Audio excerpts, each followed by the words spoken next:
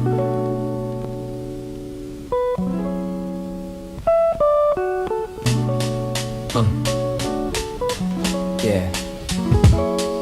Yo, Sunday dinners at my grandmother's table. The food said everything her words weren't able to carry across the gap of what had happened. The rice, the gravy, the cabbage, nothing sad. And when the place came out the table was the language. She started cooking Saturday night for Sunday afternoon. The stock going low while the block slept. The kitchen lit like a moon. I come down sometimes at 11 and find her at the stove. Not rushing, not tired, looking in a different zone. A grove of concentration that I later recognize as meditation. The kind that doesn't announce itself, just happens in relation to something. Love the cutting and the seasoning and the heat. She moved through it like it was the most important beat. She knew when maybe it was those meals pulled everyone back to the same table once a week. Everything undone that had frayed during the week. The arguments, the distance, the drift that happens between people with separate existence. For 2 hours, nothing was more important than this food. That's architecture, that's the function of a ritual. It's good, holding the kind that doesn't require agreement. Just presence in the table and the meal and the treatment of everyone who sat there is someone worth feeding. Sunday dinners at my grandmother's table.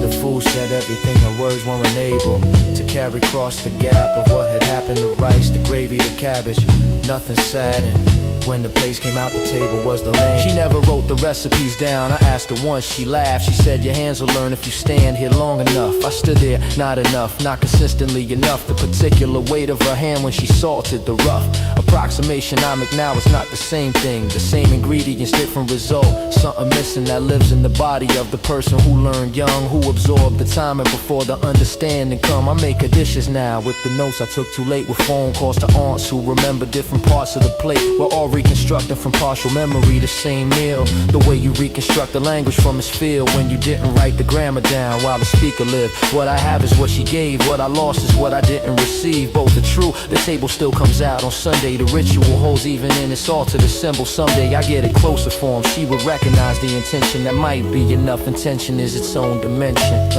Sunday dinners at my grandmother's table. The food said everything her words weren't able to carry across the gap of what had happened. The rice, the gravy, the cabbage, nothing saddened. When the place came out the table was the language. My kids sit where I sat, ask the same questions I asked, reach for the same bowl first, avoid the same dish with the same tack.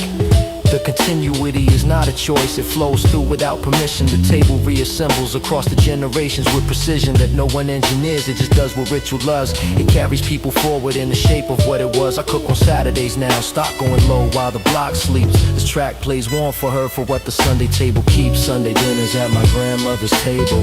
The food said everything her words weren't able to carry across the gap of what had happened. The rice, the gravy, the cabbage, nothing saddened. When the place came out the table was the language. When the place came out the table was the language. The stock goes low, the table comes out, the kids sit where I sat, the meal continues.